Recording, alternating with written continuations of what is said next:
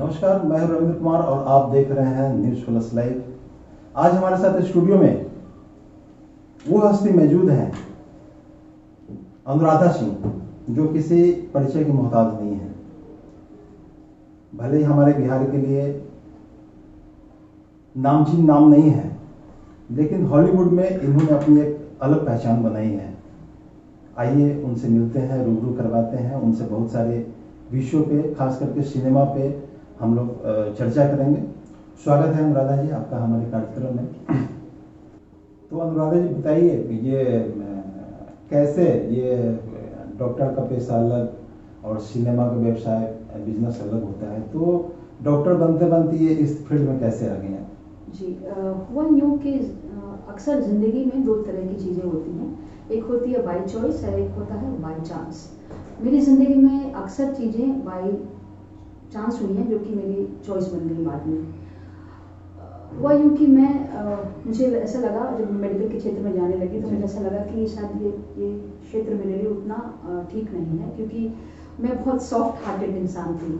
फिर सोचा कि अब ज़िंदगी की पूरी ज़िंदगी सोचा था कि डॉक्टर बनना है, फिर बाद में लगा कि अब क्या करना है। मेरी एक दोस्त थी, वो एक कम्युनिकेशन कोर्स का वर्कशॉप करने जा रही थी, तो मैं भी उसके साथ चली गई मास कम्युनिकेशन का वर्कशॉप करने। और जब मैं वहाँ गई तो मुझे बहुत इंटरेस्टिंग लगा, मुझे लगा कि कुछ अलग है ये जी। और फिर उसका मैं वर्कशॉप में मैंने एडमिशन ले लिया और भारतीय विद्या भवन में था वो, दिल्ली में। और मैंने कोर्स किया और मैं वहाँ सबसे अव्वल नंबर पे आई। और मेरे जो प्रोफेसर थे, जो उस समय स्टेट्समैन के चीफ एडिटर थे, उन्होंने मुझसे कहा कि तुम फिल्म इंस्टीट्यूट पुणे जाओ, क्योंकि एडिटिंग में मेरा सबसे ज़्यादा मार्क्स आया था।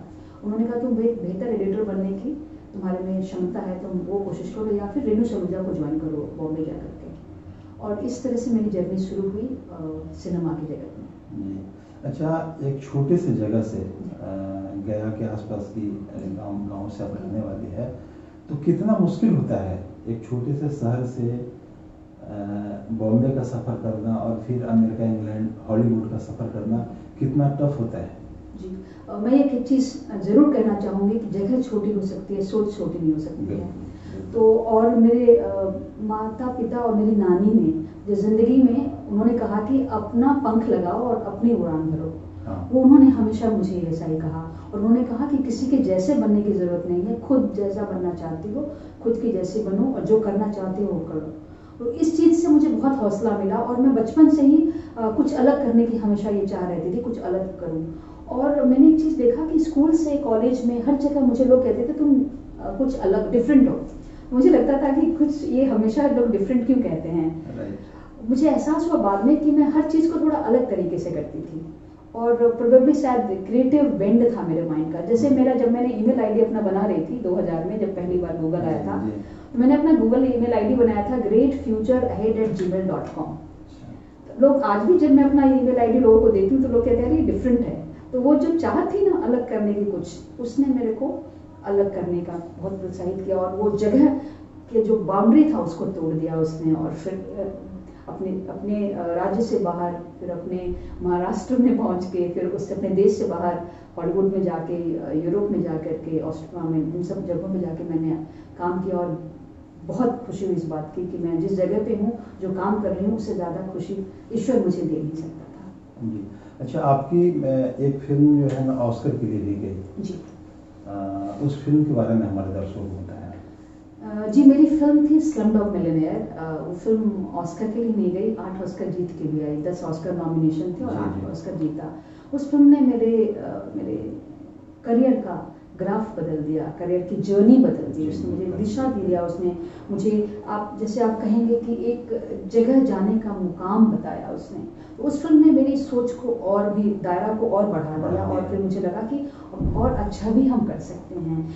मुझे जब मैं पुणे फिल्म इंस्टीट्यूट में गई थी तो लोग जब पूछते थे कि क्या करना चाहती हो, मैं कहती थी मुझे हॉलीवुड की एक फिल्म एडिट करना है। तो लोग हंसते थे और कहते थे कि थोड़ा खिसकी हुई दिमाग है। और उसके बाद फिर कारवां इस तरह से चला कि मैंने 10 के आसपास, उससे ऊपर की फिल्में हॉलीवुड और यूरोप की कर चुकी हूँ।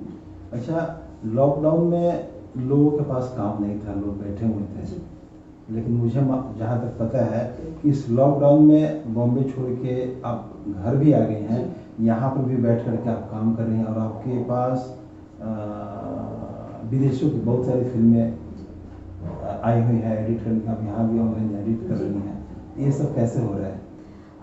ये ईश्वर की प्रोबेबली लोगों की दुआएं हैं और ईश्वर की मेहरबानी है। जब 20 मार्च को मैंने बॉम्बे छोड़ा था, मुझे लगभग 1 साल होने जा रहा है, मेरी माँ ने मुझे 19 की रात में टिकट भेजा था और मैं यहाँ बुला लिया था। और यहाँ आने के बाद पेंडेमिक ने जिंदगियाँ बदल दी और काम करने का सब कुछ बदला।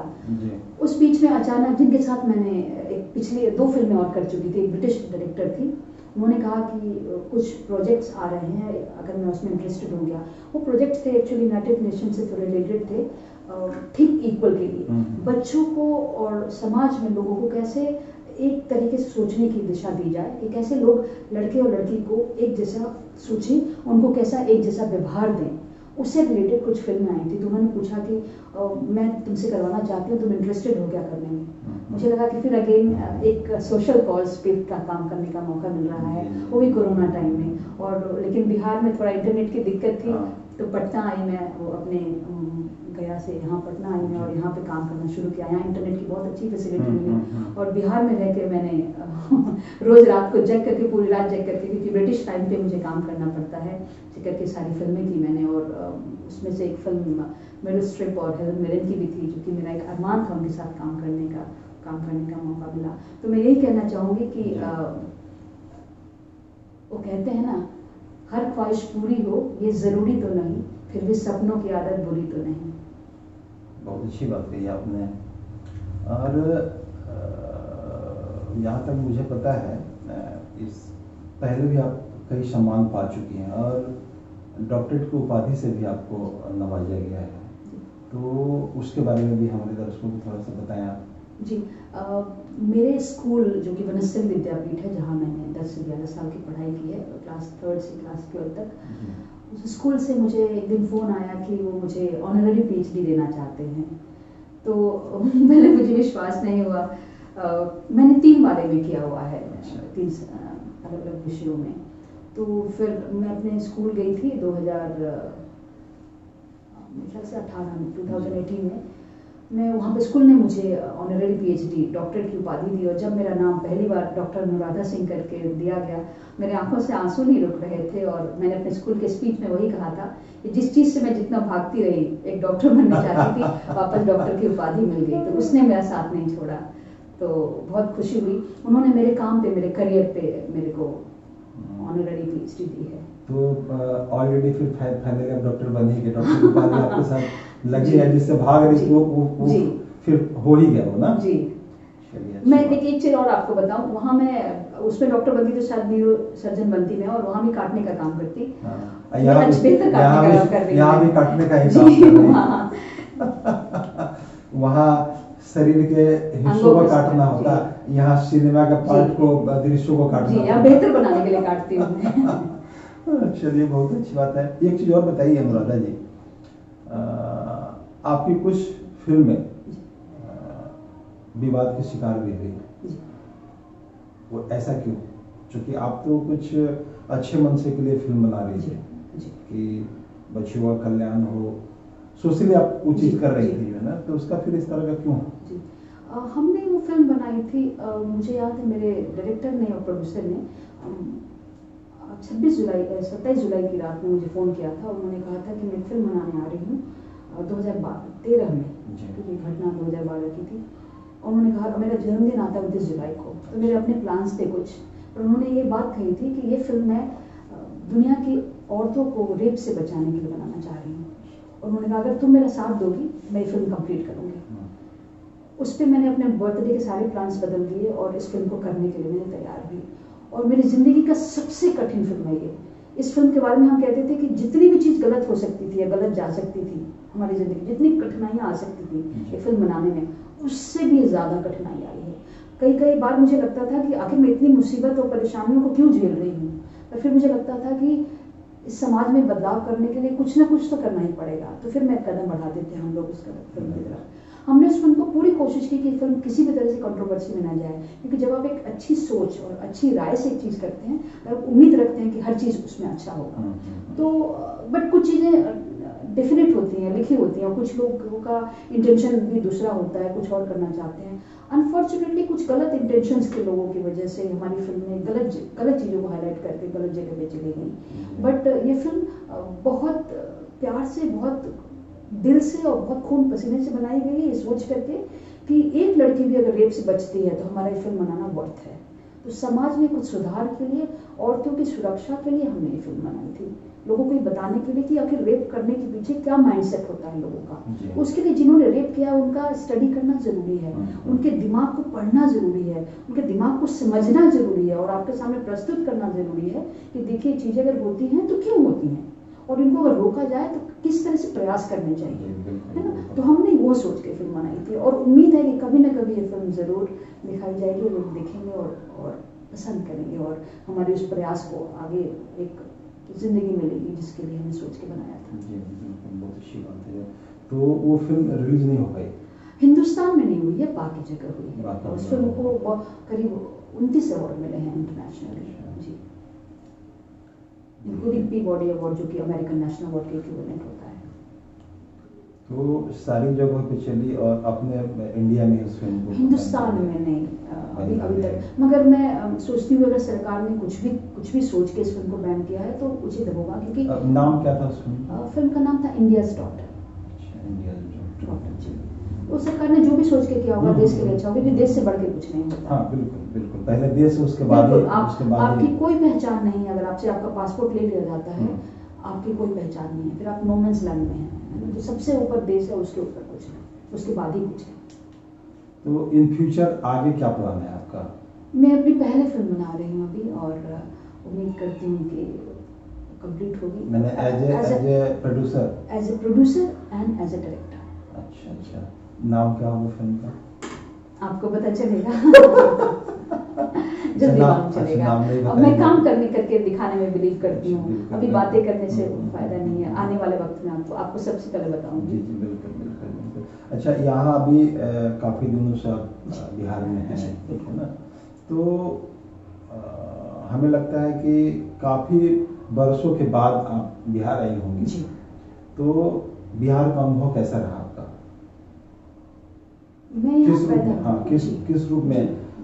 चूंकि काफी समय हमको लगता है 10-15 साल 20 सालों से तो आप निश्चित रूप से बाहर होंगी। हाँ, मैं कभी कभार आती, जैसे मम्मी कभी बर्थडे पे बुला ली, किसी फंक्शन में, भाइयों की शादी में आई, बट बहुत अपनी जिंदगी में पहली बार इतना लंबा टाइम कभी नहीं, महीना भी नहीं रही यहाँ कभी लाइफ में। मतलब जब मैं यहाँ से निकली, यहाँ से जो कि मुझे लगता है मैं 9 साल की थी जब मैं हॉस्टल में गई, और तब से फिर मेरा बीच में आई थी कुछ दिनों के एजुकेशन के लिए, यहाँ पे थी मैं। बट इतना लंबा वक्त मैं कभी, बहुत सालों बाद, 20 से 25 साल बाद में आई। क्योंकि मार्च में आप आई जी, लगभग 1 साल होने जा रहा है। बिल्कुल आप सही कह रहे हैं, होली पे 1 साल हो जाएगा। तो इस बीच में जो आपने समय स्पेंड किया यहाँ बिहार में, तो वो अनुभव कैसा रहा आपका? मैं आपको कहूँगी बहुत बेहतरीन रहा।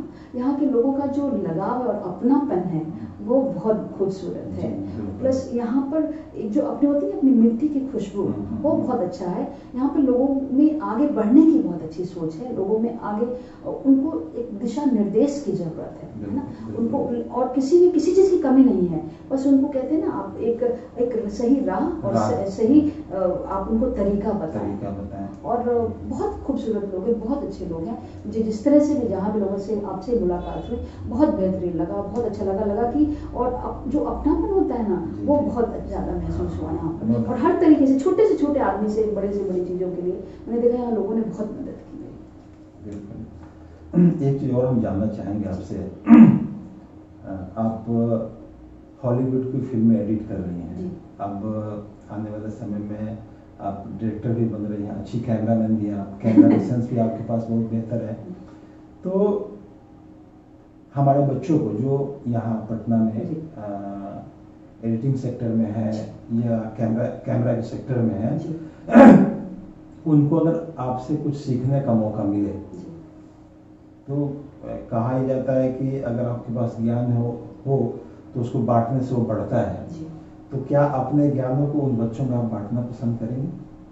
सबसे पहले मैं बोलूँगी, मुझे लोगों ने बच्चों की तरह से उंगली पकड़ के आगे बढ़ाया है, तो जो चीज़ मिला है वो चीज़ देने के लिए हमेशा खड़ी हूँ और जरूर रहूँगी।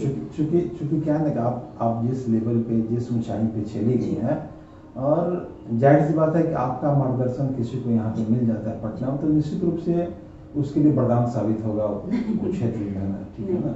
मैं क्योंकि जो आता है उसको बांटूंगी तो मेरे लिए उससे बड़ी खुशी की कोई बात नहीं होगी। और अपने राज्य में मैं आपको पहले एक बार टेलीफोनिक कॉन्वर्सेशन में बोला भी था कि मुझे जो भी मेरे पास है मैं ज़रूर देना चाहूँगी और किसी को भी देना चाहूँगी मैं।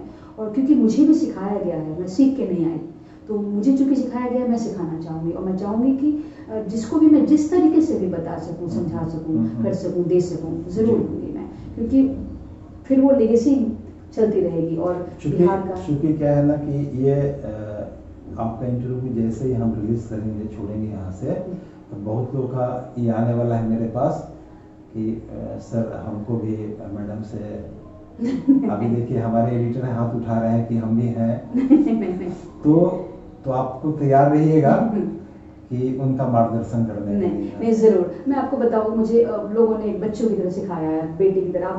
आप किसी के साथ मार्गदर्शन के बिना आगे बढ़ नहीं सकते, गुरु की बहुत जरूरत होती है। और मुझे ये जिस बात की बहुत खुशी रही रविंद्र जी कि मुझे हर वक्त, हर मौके पे, हर जगह पे सही लोगों ने सही मार्गदर्शन किया। और मुझे लगता है कि मेरी जिंदगी में जहाँ भी मैं पहुंची, जिस जगह भी मैं हूँ, उन लोगों का बहुत बड़ा हाथ है। और ईश्वर उन्हें बहुत, जहाँ भी हूँ वो, जिस जगह पे हूँ, बहुत खुश रहें, बहुत अच्छे से रहें। और वही चीज़ मैं चाहूँगी मैं भी आगे बढ़ाना। चलिए, अच्छा एक चीज़ और मैं जानना चाहूँगा कि आप गायन क्षेत्र में भी रुचि रखते हैं, अच्छा गाती भी हैं आप जी। तो इन फ्यूचर क्या प्लान है?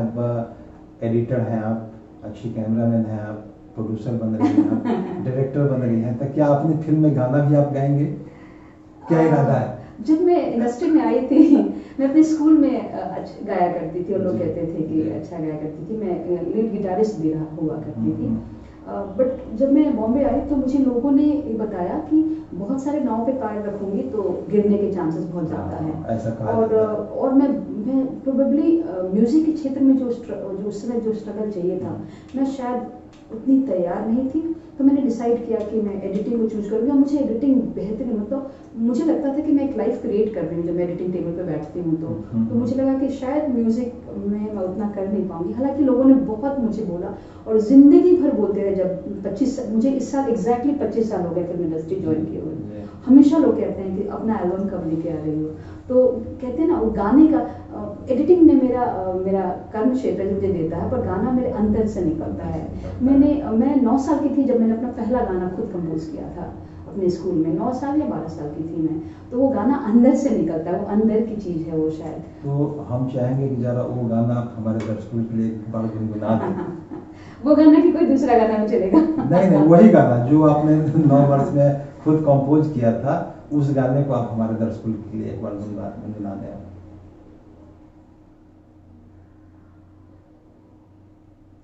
आँखों में सपने ला ला ला, मूंदूं तो अपने ला ला ला, खोलूं तो गुम हो जाए, हो जाए, हो जाए।